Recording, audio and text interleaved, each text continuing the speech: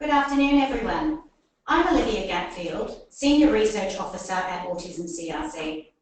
I'd like to welcome you today to our webinar from our Adulthood Research Program. This is the fourth in our Autism Month webinar series. Autism CRC is working to improve opportunities for people on the autism spectrum to successfully participate in higher education, employment, and to identify best practice in physical and mental health management. There has never been such a multifaceted, collaborative research effort focused on improving the physical and mental well-being of autistic adults. Today's webinar will provide an overview of the latest research in developing practical tools and interventions to support adults on the spectrum to find a job and keep a job. We will also hear a case study of how one Australian company has developed an autism-appropriate recruitment process to support autistic individuals to develop a career in animal care. Before we get started, we'd like to go over a few items so you know how to participate in today's webinar. You're currently listening in using your computer's speaker system by default.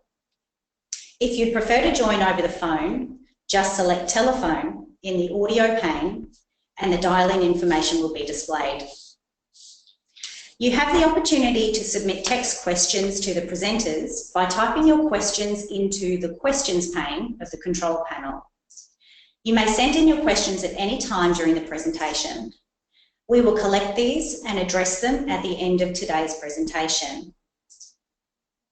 Our first speaker is Dr. Marita Falkmer. Marita is an Autism CRC postdoctoral research fellow placed in the School of Occupational Therapy and Social Work, Curtin University. In her role as a research fellow, she has the privilege to be involved in projects within Autism CRC that focus on young adults and adults on the autism spectrum. Over the last 3 years, Marita has been involved in projects that have developed tools to improve opportunities for people on the spectrum to participate in higher education and employment. Before coming to Australia, Marita worked for many years with children and adolescents on the autism spectrum in education settings in Sweden. She also has extensive experience of consultations and education in staff groups within school organisations and in services for adults on the autism spectrum. She has a Master's of Sciences in Teaching and a PhD in Disability Science. Before I hand over to Marita, can I just remind you to please type your questions for our speakers throughout the webinar. We will be compiling these for a Q&A session following the presentations. Over to you, Marita. Thank you. I'm just going to see if I can share my screen with you. Is that okay? Brilliant, thank you. Can you see my... Okay, all right. So I'm just going to talk a little bit about this exciting period in life when you transition into adulthood. I think we might remember some of it. It's exciting. You start to think about if you want to enroll in higher education, if you want to start working, or maybe thinking about moving out from home. We know that every year it's about 2,500 to 3,000 students on the autism spectrum that leave school in Australia. Unfortunately, we also know that for many of these students this is a very challenging time. And we also know that participation rates in higher education and employment are lower for people on the spectrum than for the general population. And still, only about 1% of all research into autism is focused on post-school outcomes and adulthood. So this is really an area where very much more can be done. And we're actually starting to do things as well, even if it feels like we're not yet maybe paving the way, but maybe we have at least started to build it brick by brick. So I'm going to give you a little bit of an overview of some of our projects, and I'm going to start with a project related to planning for leaving school, and then go to projects related to higher education, and finishing with projects related to employment. So transition planning, what is it? Well, it's actually pretty much what it sounds like. It's involved having a process in place that helps the student and his or her parents and team to plan a set of activities that will prepare the adolescents for leaving school. And we actually know from research that transition planning is really beneficial for all students. And if it's done well, it is linked to better outcomes in adulthood. But we also know that there's very few programs that have been developed specifically for students on the autism spectrum. So one of our projects focused on this transition planning process. So Boost A, Better Outcomes and Successful Transitions for Autism. It was developed based on a needs assessment. So we actually tried to find out what would be important for good transition planning for students on the spectrum. And we looked into literature, we talked to young people on the spectrum, their parents and professionals, and that resulted in Boost A being developed on a number of principles and strategies. And the principles included use a strength-focused approach, foster self-determination through high expectations. Because that was something that came out from our needs assessment, that students on the autism spectrum often experience that parents and teachers and professionals don't expect them to be able to do much.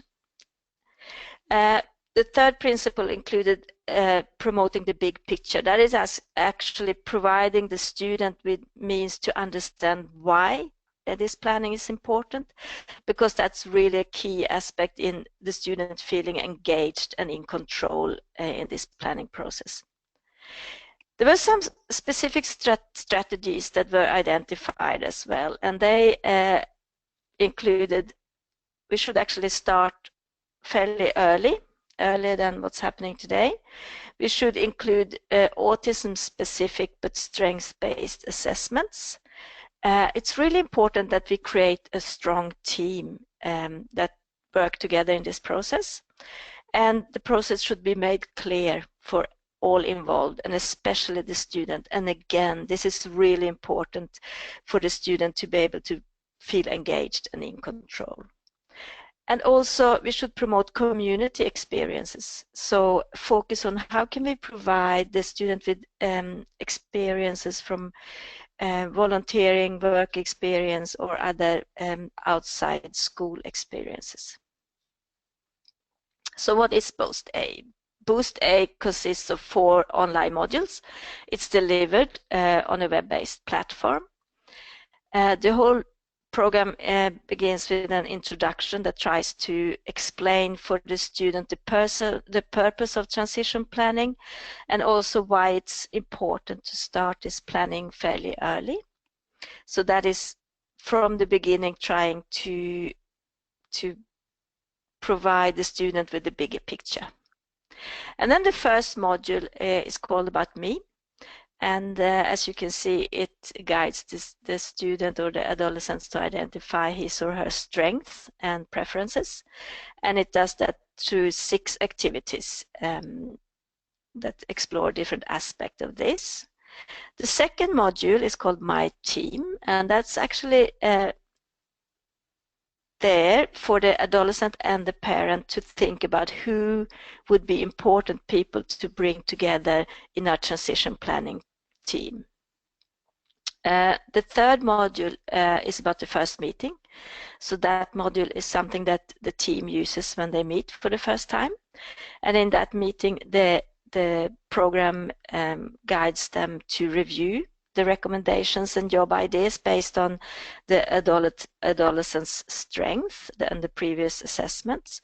And in that meeting, the aim is that the team develops goals for how to plan for the transition. And in this, it includes not just setting up goals, but really identify steps and time frames for how to reach these goals. The final module, My Progress, is as you might already have understood, and something that you use when you meet again. So for every meeting, you can go back to My Progress, and the program will update how far you've come in relation to each goals, and if there's some changes, maybe the adolescents have changed his or her mind in some aspects, and that will be recorded, and you can go back and see where are we at, and are there any new goals to be set, or do we have to do things differently to reach the goals that we've already set. Throughout the program, there's also aspects that encourage the student to gradually increase his or her own involvement in the process, and also in regard to the meetings. So the long-term goal is that the adolescent will actually be leading the meetings, or at least have a very engaged part in the meetings. So does it work? Well, we have done a test of this program, and we've asked, as you can see, we had 95 participants, and half of them approximately got to use the program, and then we asked them a number of things before they started using the programs and after 12 months. And what we can see preliminary is that parents and students that have been using the Boost A, they improved in regard to how much career explorations they reported that they had done. Parents also improved in regard to self-determination at home, and in regard to transition planning specific items. And we think that this suggests that Boost A actually supported the parents to provide increased opportunities for decision making, goal setting, problem solving, and career explorations in the home environment. Unfortunately, we didn't see the same differences in relation to the school environment, and we think that this is because it was mainly the parents who championed the process in this trial. But we've also been interviewing parents and adolescents and asked them what they liked and didn't like with the Boost A. And we got a lot of positive comments. It appears that Boost A helped both the parents and the students to start thinking about and talking about life after school, and also taking actions to plan for what could happen after school. And one of the main reasons that both the parents and the adolescents stated for this was that this program actually helped them to overcome the feeling that this transition was such an overwhelming thing, because the program helped them to break it down and see that you can take step by step, and that make them actually start the process.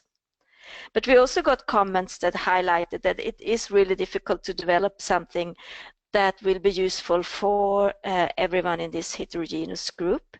And I should have said that initially that Boost A was developed for students in mainstream school, so mainly students with autism without an intellectual impairment.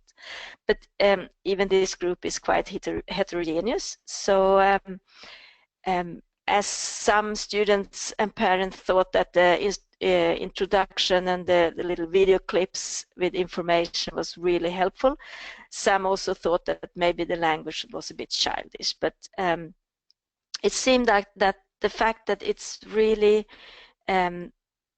strength-based was appreciated, especially by the students, because a lot of them commented that they felt empowered by it. We will have more results by end of May this year, so hopefully we can get back and tell you more about how it works and what needs to be done to make it work better. We also started a mentoring program or project at Curtin University, because we wanted to look into how we can support university students. And the main idea in this mentoring program or project revolves around peer mentoring. So it is a program that provides mentors with support so that they can support students on the autism spectrum. And if you want to know more about this program, I really encourage you to take time and find more information on our website, because on the website there are actually manuals and toolkits that has been used in this program, and that is now available for anyone who wants to create a similar program. I think most of us can easily find a lot of argument why it would be beneficial to have a more neurodiverse workforce and a more inclusive workplace, and why work as such is important for a lot of us individuals. But we also, I think most of us understand that unfortunately money talks. So it's important that we can also provide some economic argument in this discussion. So one of our really early project was to conduct a systematic review exploring costs and benefits of employing adults on the autism spectrum. And that review is published, and it's based on that one we can now conclude, and we can also argue that based on internationally obtained data, we can argue that governments can actually make savings by spending money on employment services for adults on the autism spectrum. Another thing that we know is that employers' attitudes and opinions play a key role in regard to employment opportunities. And employers are probably concerned with a lot of things, but the bottom line is usually, will the cost outweigh the benefits? And we thought that in order to answer this, we should actually ask employers, because we think that other employers would be more easily convinced by someone with the same experience as they, and not by researchers. So we asked employers about their experiences of employing people with autism, and we actually asked them to match one employee on the spectrum with two neurotypical employees with similar jobs, because we wanted to be able to make comparisons between the two groups in regard to a number of aspects. And we had 59 employers who provided data on their employees on the spectrum and on 96 neurotypical employees. And I have to say, it's very often a bit scary to do research, because you always risk to get answers that you don't like. But I'm very happy to present the results from this study, because it is what I expected and hoped that it would be. The employers, they reported no differences between employees on the spectrum and the neurotypical employees in the percentage of employees requiring supervision, modification to the workplace, or additional training. And the employees on the spectrum were reported to be more likely to outperform employees without autism in regard to attention to details, work ethics, and quality of work. And the employees reported that the two groups had similar levels in terms of productivity, but the employees without autism were more likely to outperform employees on the spectrum in regard to flexibility and following instructions. So overall, we can conclude that employers who had hired a person on the autism spectrum, they were very positive about their experience, and they reported cost neutral or maybe even cost beneficial effects. And they also found that it wasn't more costly to employ a person on the spectrum than any other new employee. And they also identified a number of benefits. But to be honest, they also pointed out that there is a number of procedures and support that might need to be in place for this to be successful. And based on these results, and also on another study that revealed that a lot of employers are actually willing or positive to hiring someone on the spectrum, but they might not do it because they don't feel confident, they don't feel that they have the skills that they need. And this study that we did revealed that one of the, or a few of the main aspects that prevented employers to employ people on the spectrum were that they were unsure about what kind of workplace support would be required, and there was insecurity in regard to how to communicate job expectations and productivity requirements. And this actually highlighted the need to facilitate communication between employees and employers to ensure that there is an understanding of the needs between these two groups. And so we thought one way to do this would be to develop an autism-specific workplace tool. And so we did. So one of the projects is called the Integrated Employment Success Tool, or IEST, or I see I missed an I there in the abbreviation. Anyway, IEST is designed for employers, and I use employers in a very loose sense, because with that I include employers, managers, supervisors, mentors.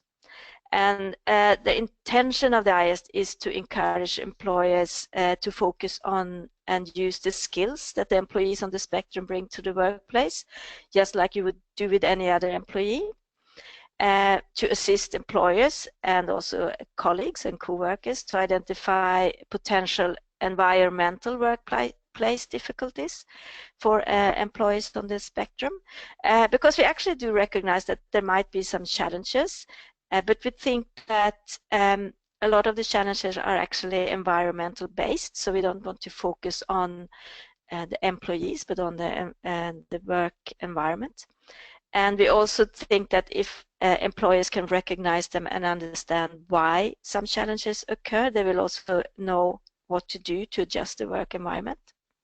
So the IEST also includes recommendations or actions that can be used to modify or resolve environmental work difficulties. So this little booklet, it actually addresses the different stages of the employment process, and within each stage of employment, the employment is provided with a checklist of things that they might need to consider. It includes both strengths and possible challenges, and it also, as I said, provides them with strategies on how to overcome the challenges. It has been designed to be used across different workplaces. It's also been designed to recognize that one strategy won't fit all, so there's a possibility to problem solve. So if you tried one strategy and it doesn't work, there are other opportunities suggested, because as I said, we recognize that there's no people that are the same and no workplaces that are the same, and every strategy won't be suitable for a specific workplace. So we have also tried IEST in an Australia-wide controlled trial, and we measured whether IEST had improved confidence and knowledge in the group that used the IEST compared with the group that didn't. And our preliminary results show that employers confirmed the need for this tool, that IEST enhanced confidence and communication skills of employers. And it's really interesting because in this trial we have employers who have haven't been employing people with autism before, and we also have employers that have been doing it for years. And it appears that IEST can be helpful no matter level of experience. But it seems that new employers are probably more supported by IEST than the experienced one. And as you can see, we will have the final results hopefully in June. So that is my overview of projects. Thank you.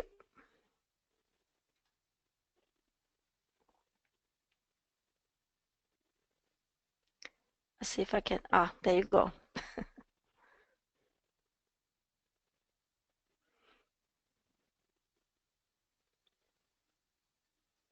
Thanks, Marita. Are you ready to? Our next presenter is Dr. Kirsty Richards from Sunpork Farms. Kirsty is a veterinarian with a master's degree in veterinary public health management. She has specialist skills in animal health economics, policy development, and in crossing the veterinary-human health divide. In 2016, Kirsty volunteered to lead the Autism and Agriculture project, a collaboration between her employer, Sunpork Farms, the Autism CRC, and Specialist Turn Australia. In this capacity, Kirsty has overseen the world-first pilot program to develop animal care career paths for people on the autism spectrum. In January 2017, Sunpork Farms proudly announced the commencement of their first autistic employees in Queensland, followed in March by their first South Australian employees. These employees collectively represent 10% of their largest farms' workforces and are recognised as a tremendous asset in advancing animal care and welfare objectives. And we're ready for Kirsty's presentation now. Thank you. Excellent. Can you hear me okay? We can hear you, Kirsty. We're just working on the slides, but by all means, please start when you're ready. Cool. Okay, well, I can share my screen if you want me to. So that would be lovely. Thank you. Cool. What do I need to do that? Gotcha. Is that working?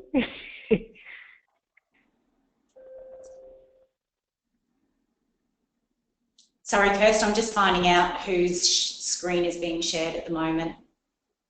No. Okay, Kirsty, what we'll do is we'll share the slides from here at head office, if you wouldn't mind talking to them. No problems. Okay. So a bit of background for everyone, just about Sunpork Farms.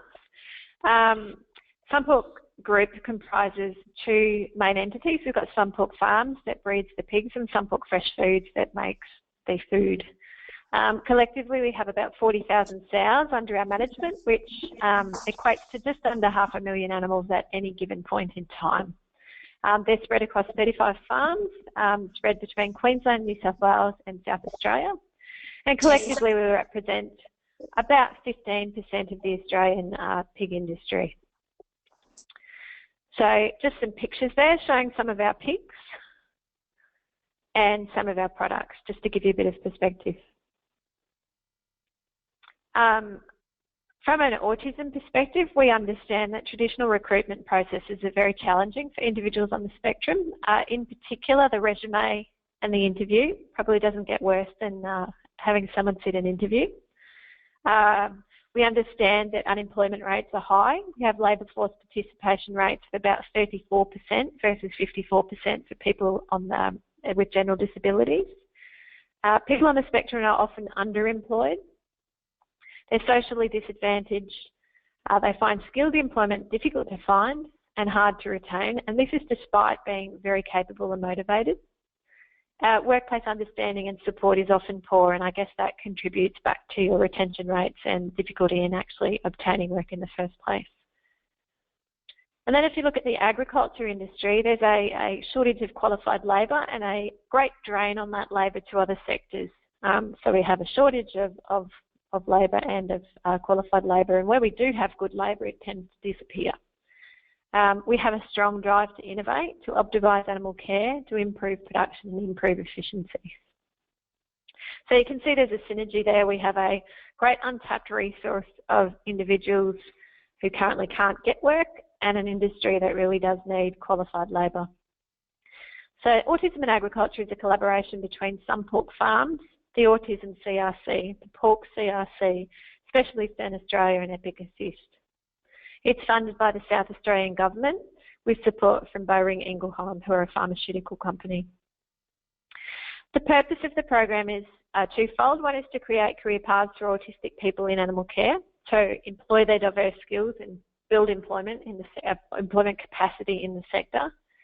The second goal is to see if we can optimise animal care systems in Australia. So to do that, we want to harness some of the diverse skills of individuals on the spectrum. In particular, their strong affinity with animals that some of them have, attention to detail, desire for routine, and an ability to follow direction. So what have we done? Over the past 12 months, we've developed a recruitment methodology that focuses around two things. One is recognising our candidates. We needed something that is non-confronting and does not provoke anxiety. So straight away out the door go your resume and your interview. We also wanted to create something that gave individuals the best possible opportunity to demonstrate their capabilities, recognising that there are some challenges in terms of communication and sensory sensitivities. From an employee perspective, our existing employees, we needed to create something that was non-confronting for them and broke down some of the stereotypes. We needed to focus very heavily on awareness, and we needed to make sure that we engaged and involved our staff. So what did we do? From a candidate point of view, the process we followed was that we took recruitment and broke it into two pieces. One was an online application, just collecting some basic data to do with name, contact details, farming history, driver's license, just some basic sort of yes, no, fairly simple data collection. Then what we developed is what we called the stage 2 affinity for position, which is where we gave individuals an opportunity to write about themselves, to use video or to use photography, to answer a couple of questions, one being why they thought they would be good to work with animals, and the other being why they thought working with animals would be good for them. So that replaced the resume and the interview.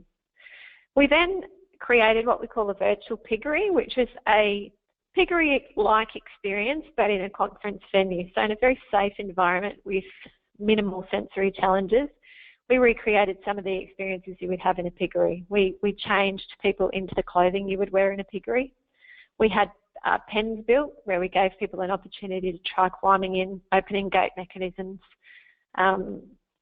We had occupational health and safety table where we addressed some of the basic OH and S for working in agriculture. We had a ear tagging table where people were able to try placing ear tags into cardboard pigs, and generally gave people an opportunity to try some of the things you would do in a piggery. That went for about 2 hours, and the following day we then took people for a tour of the piggery where they were actually able to put into play some of the skills they'd learnt the day prior at the piggery tour. At the virtual piggery. The piggery tour went for another 2 hours that following day. And what we found was that every individual engaged at a very high level. They enacted everything they'd learned the day before, and we found that it was a very non-confronting experience for most of them. They all had a wonderful time.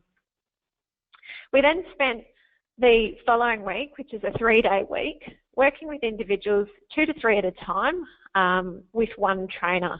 And we taught them some core skills across 3 days. So the core skills in our case, we're learning how to move large animals, how to inspect the environment and make an assessment of environmental suitability, so looking at things like temperatures, ventilation, fan control, water and feed access. And then we taught people how to vaccinate an animal, and that was that first week. By the second week, we had a level of understanding of each individual and where their strengths lay and where their interests lay. We also had an understanding of their personalities. So we were able to place them one-to-one with a mentor, the mentor being related both to a position in the piggery, so whether it be with the piglets or the sows, or in 2 cases in the maintenance team. And the mentor was also matched personality-wise. So where we had, for example, someone who liked to have a joke, we tried to find a mentor who was someone who was like-minded. Where we had individuals who were very quiet, we placed them with mentors that were of similar personality types. So we then spent that second week actually mirroring and doing the job, as it were. So all of our candidates were paid for both of those 2 training weeks.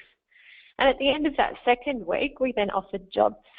And to give you context here, we've offered 16 jobs, 7 in Queensland and 9 in South Australia, that represent 10% of the collective workforces of those farms. We then went through employment logistics, where we simplified the employment process. We had to relook at things like contracts, superannuation paperwork, tax file number paperwork, to try and simplify it such that, well, this is not just people on the spectrum, but so that everyone could understand it, because it is quite complicated and you don't realise till you look closely at these things just how difficult we do make some of these human resource processes. Of our 16 new employees, we have had 9 relocate to towns in South Australia and Queensland. So we had to, we gave individuals assistance with selecting houses, with setting up leases, and we're settling into living independently, in most cases for the first time in their life. Subsequent to that, we've had the onboarding process, which occurred in January in Queensland and has just started in South Australia in late March. Now, with the onboarding process, again, we're one-to-one with that mentor. I can't emphasise how important it has been for us to have people working one-to-one with a mentor. That mentor doesn't always stay the same.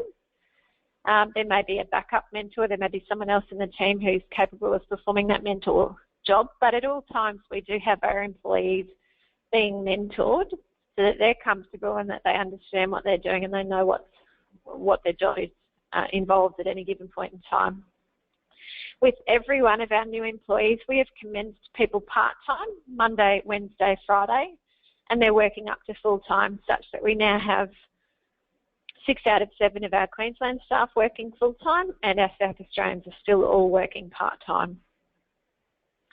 And then in an ongoing capacity, we have support and development inside and outside the workplace, recognising that it is a big change for each individual to both commence work and in most cases to move to an independent living lifestyle.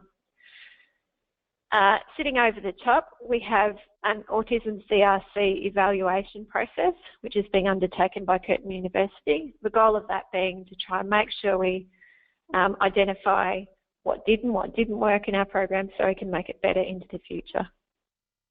I'm probably not going to be able to show this very well if you're seeing the PDF document, but I do have some examples of some of what we call our stage 2 applications.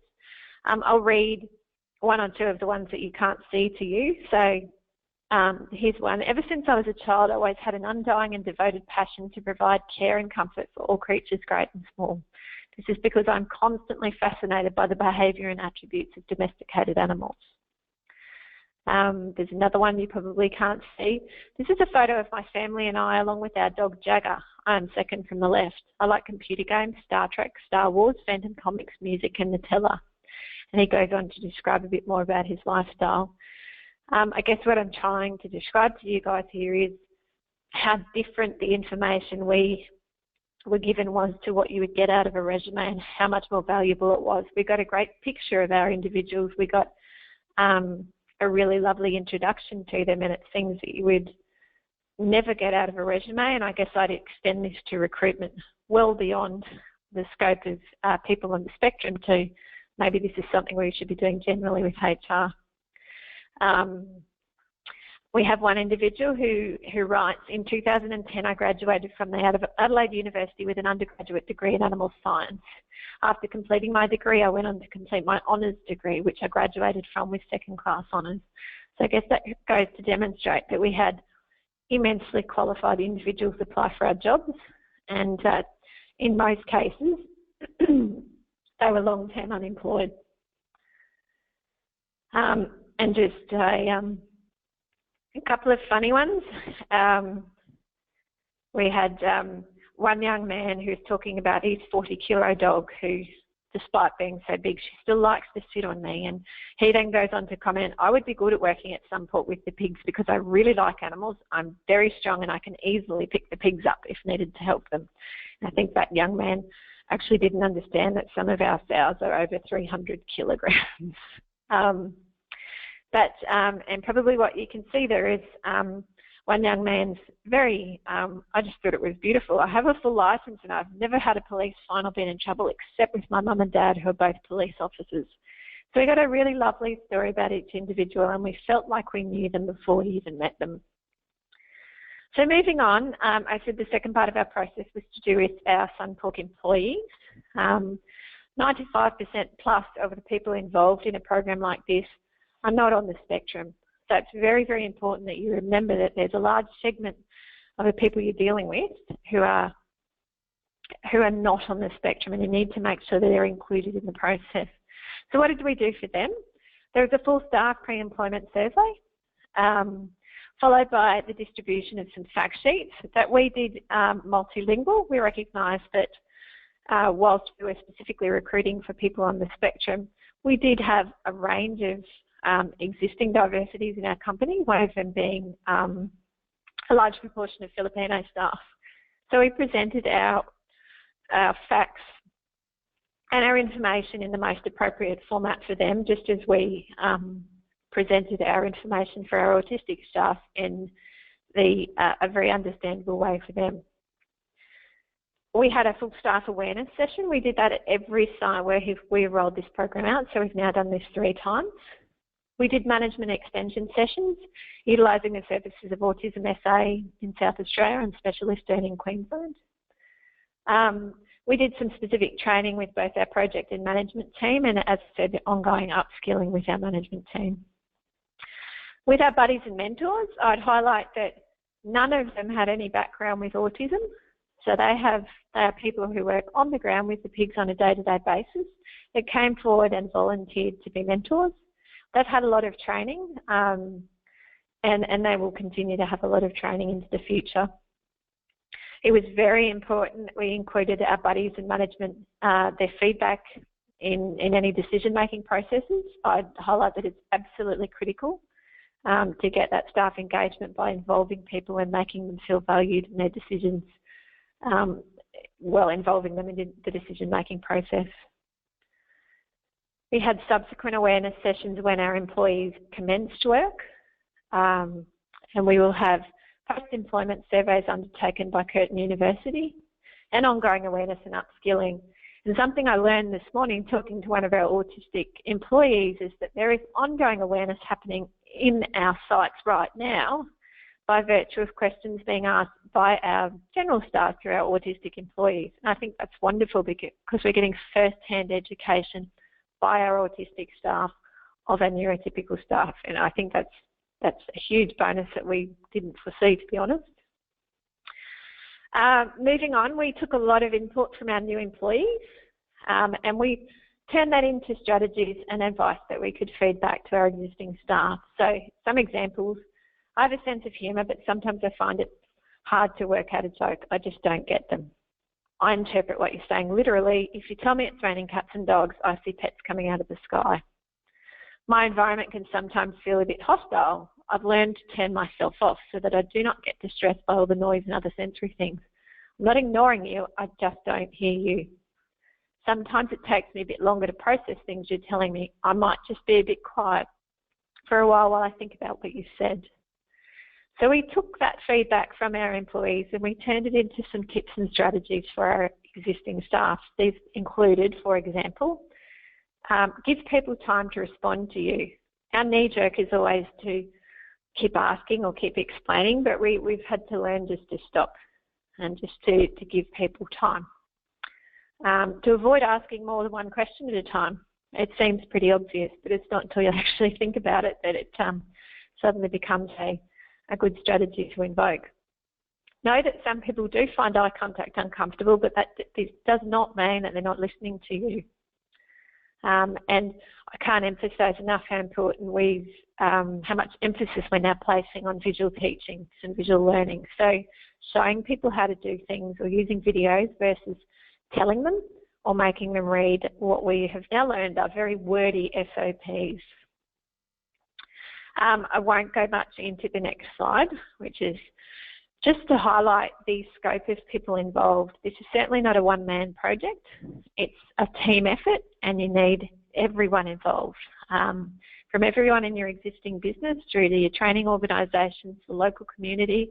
We had exceptional engagement from local motels, local restaurants, chambers of commerce and our local business communities, from government, from some of our support services, Wominda services in Dolby and Autism SA. We've had great support from the media, and I just can't emphasise enough how much input we've had from the candidates, their families, their support workers and their extended networks. Just briefly, some of the challenges.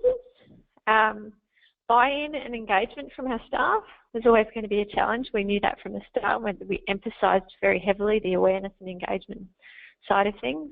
Great fear of the unknown from our team, concerns and misnomers regarding autism. We did have some difficulties with grassroots access to the autism community. just getting the word out there, trying to find people to recruit. Not that we knew they were there, we just had trouble accessing them.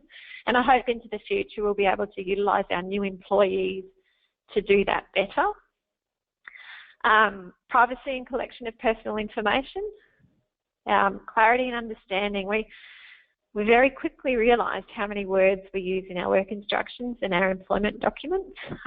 We do overcomplicate things. I think a lot of business probably does that. We had sensory sensitivities to accommodate. And I should add that our new employees have been just so courageous and brave. Their ability to take those challenges on full frontal and just keep challenging themselves has been quite amazing. Anxiety, for us that was a big one. We had to really get into a mindset where we were understanding, anticipating and trying to prevent anxiety, so really making sure we delivered information preemptively, made sure people understood what was going on and made sure they felt comfortable communicating to us if they had any concerns or questions. And the living away from home and independent living question, which that's a challenge that's not unique to autism. That's something that applies to anyone taking a new job. So I would add that some of these challenges are not unique to employing people on the spectrum. And then perceptions and stereotypes. We work in intensive animal industries. There's obviously perceptions out there about that, and likewise there are people with opinions about autism. So we had to deal with some of that. But by far outweighing all of those challenges were the wins. Teamwork, 100%, that is the greatest win for Sunpork Farms. I've never seen people work together like the Sunpork Farms team has over the last 12 months. Community and awareness and involvement has been absolutely amazing. The engagement of local business in what we're doing has been incredible. The buy-in from the entire staff at Sunpork Farms, it's giving people an immense feeling of satisfaction, a totally new sense of engagement. They've gone from growing pigs to being able to give something back to other people, and that's giving people a great sense of achievement and being able to, well, having seen themselves as having helped people. Some of our strongest antagonists are some of our biggest proponents now, and that's been a huge win for Sunpork. We've tested and challenged our human resource systems. We have done things like we now use camelback drinkers on farm. It would seem like a fairly obvious thing to do when you work in 42-degree heat during summer, but it took this program for us to really sit back, think about it and actually think, well, that's a good idea. It's created pathways to innovation. We have people on farm now who are thinking in a way differently to anyone else who's ever been there and done that job. And it's been wonderful. It's making us relook at how we do things and why we do them and how we could do them better. We've had some wonderfully positive media coverage, and we've definitely identified a way to drive continuous improvement in animal care. I have no doubt that animal care will continue to improve as we employ more and more people on the spectrum. The wins for our candidates. We've created career paths for autistic people in agriculture. We've definitely done that. Our commitment was to create 4 positions in Queensland and 4 in South Australia. We've done 16. And they are in permanent positions being paid the same as everyone else under the same employment conditions. Our candidates have to a T demonstrated their motivation, commitment, determination, courage, skills and capacity. All we had to do was give them a chance. Our candidates now have the satisfaction and reward of meaningful work, professional development, and of earning a salary. They have their independence. They're gaining confidence. Some of them have made friends for the first time in their life, and they are part of a team that values them for who they are. They've been employed because they're on the spectrum, not in spite of it. We want them because we want their autistic skills. Wins for everyone. We've demonstrated that shifting the recruitment paradigm away from traditional resume interview process works. It absolutely does. It gives people a chance to show you rather than talk about what they can do. We've demonstrated that individuals on the spectrum do have the skills to work in animal care. They do have empathy with animals, have great attention to detail, some of the most impressive recall and memory I've ever seen. They're motivated learners and they're very committed workers. We have the awareness and satisfaction and reward for the rest of the workforce in learning, mentoring and supporting these new employees, this ability for them to be able to give something back. We have the reach beyond the individual to their extended family and support networks for the families, knowing that their children have a future. Big wins. I think this challenges business more widely to relook at recruitment, training and support frameworks to better accommodate a diverse workforce. I don't think we do it right, and I think what we've demonstrated through this program is that you can change things and you can make it better. It's also demonstrated to us this is not about autism, it never has been. This is about workplace and community attitudes. It's about understanding and approach to those who are different. It's also about the fundamental right of all individuals to participate in meaningful work. So just briefly to run through some take-homes. Rethink recruitment. Are resumes and interviews really best practice? Rethink employee preparation. What information do employees really need? It's important that we recognise how stressful the process of commencing a new job is for everyone, not just those on the spectrum. Think carefully about how you train people. Are lengthy written books and protocols really achieving what you want?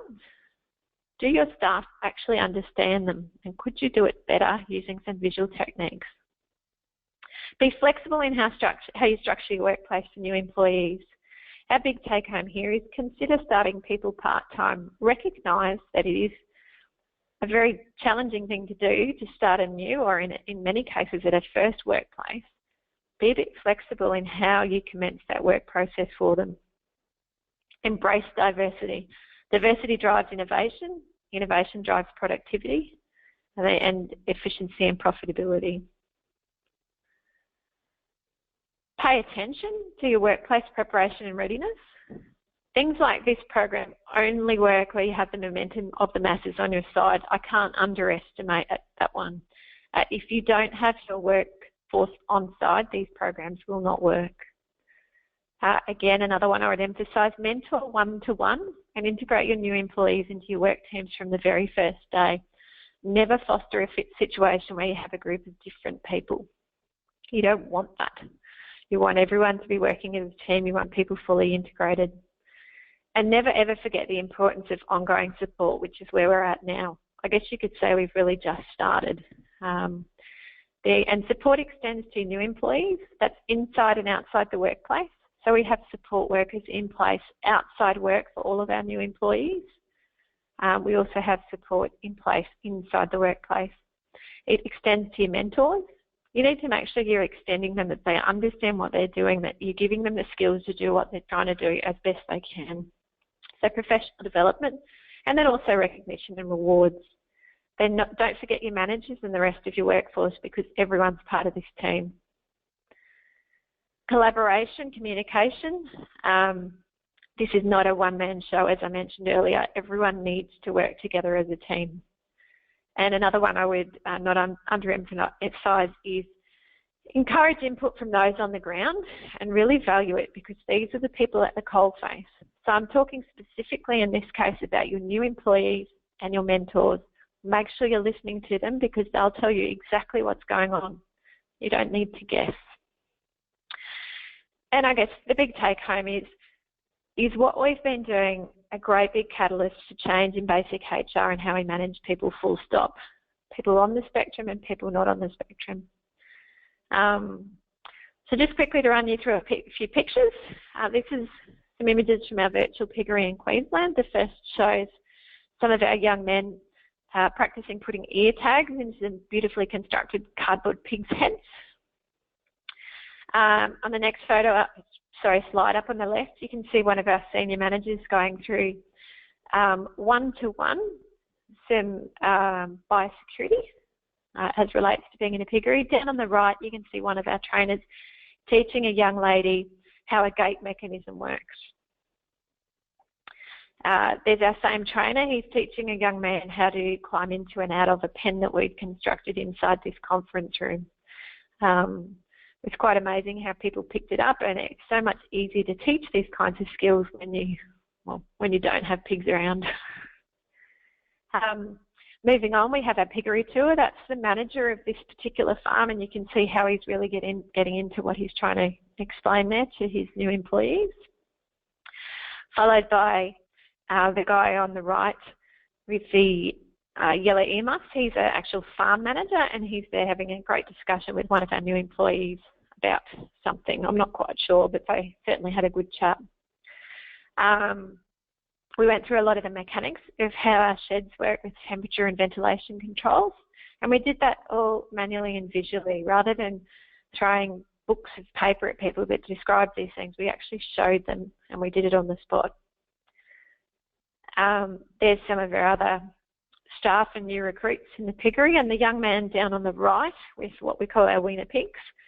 I was talking to him this morning, and I think we probably could have left him in that spot when he came in for his piggery tour that day, because he is there to this day. He's working with the weaners now, and he's loving it. In the next photo, you can see one of the innovations that we didn't expect to come out of this program, which is the use of the camelback drinkers. Strange that it took an autism recruitment program for us to realise something so simple could be so useful.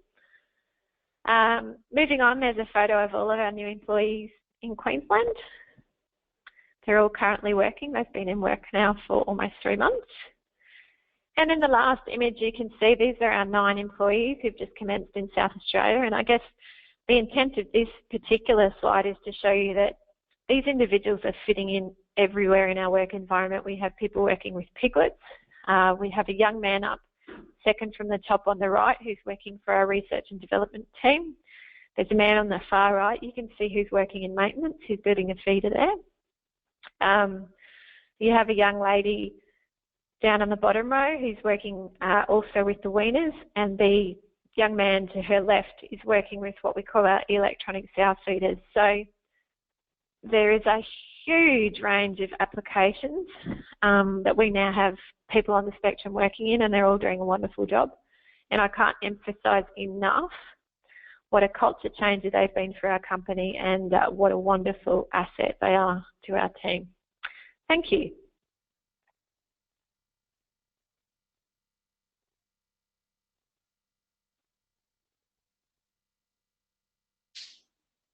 Thanks so much for that, Kirsty. And I apologise for some of the technical difficulties we had moving through the slides while Kirsty was presenting. Unfortunately, that's all we've got time for in today's webinar. Thank you everyone for joining us, and thanks Marita and Kirsty for providing an update on the exciting research that's happening within the employment space. The recording of this webinar will be available on the Autism CRC website in the coming days. If you'd like to know more about Autism CRC's work across the lifespan, please go to our website, www.autismcrc.com.au. At that website, you can also sign up for our news, research updates, and participate in some of our research studies. You can also follow us on social media. Thank you.